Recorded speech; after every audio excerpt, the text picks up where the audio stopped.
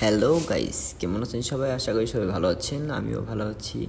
আজকে চলে আসলাম নতুন একটা রেসিপি নিয়ে, মাছের ডিম। তো মাছের ডিমটা আজকে বোনা হবে, সবাই পাশে থাকবেন, দেখে যাবেন কিভাবে রান্না করি। আজ ফার্স্ট রান্না করছি মাছের ডিম বোনা। তো সবাই সাথে থাকবেন, দেখে যাবেন আমার রান্নাটা।